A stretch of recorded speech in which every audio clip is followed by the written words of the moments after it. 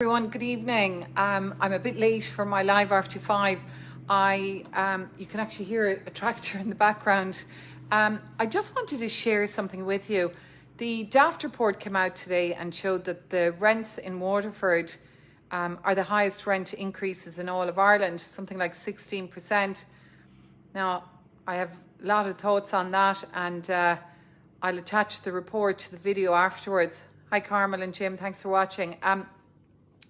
Look, the bottom line is there are 9 properties available for rent on Daft in all of Waterford City and County, of which, when I counted them, 6 are student properties, so that's 3. So Daft are basing their figures on very tiny numbers, so the data really, in my opinion, isn't quality data. That's the first point. Second thing is some private landlords advertising properties, I think, over what the rent pressure zone allows, so that's not good. So if you are a tenant, you should check the history of the rent pressure zone. Just go into RPZ and put in the address of the property. I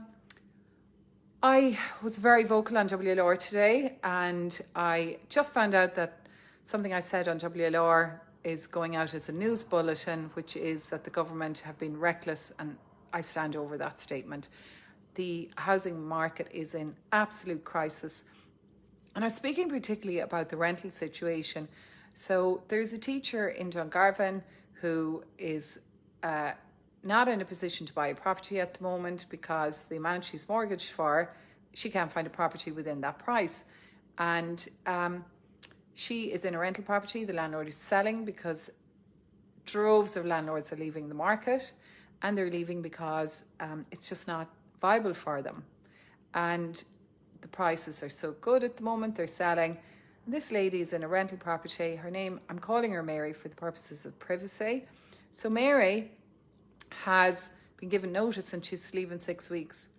There are no properties in Dungarvan. There are no properties in West Waterford for rent. None. 0. Now, I am pleased to say that I did ring Dolores and Sprats, and I'm going to give Dolores and Sprats a big shout out.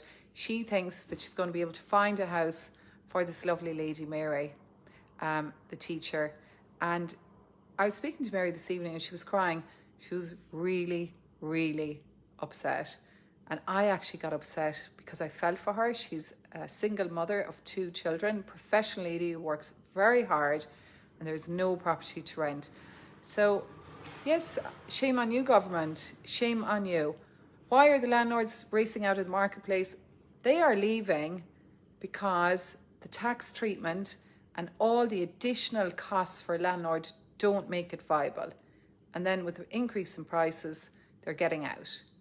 Now, there are lots of things that can be done to help this. And one, of course, which I didn't mention, hi Kevin, Rob Cass rang in on the call, which is obviously the vacant properties. There's like a huge amount of vacant stock.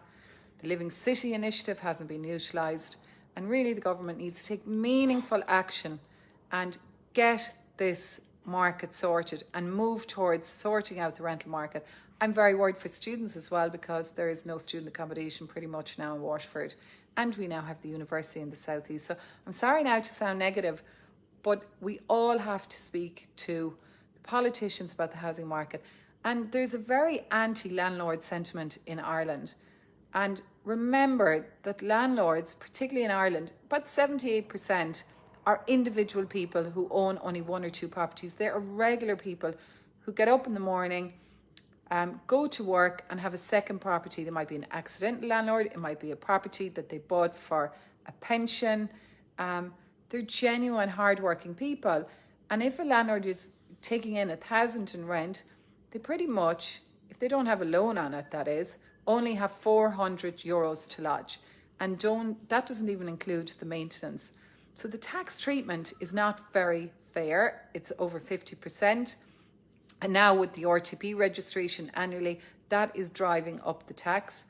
Plus then you've got the expenses for maintenance and everything.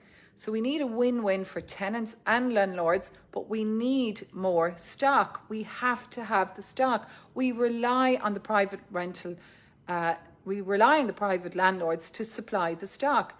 Now, it's all fine for everyone to give out about the private landlord, but what do we do when there are no private landlords left?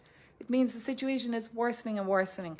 I think it was like the 850 properties advertised on Daft in all of Ireland. In all of Ireland, compared to nearly 4,000.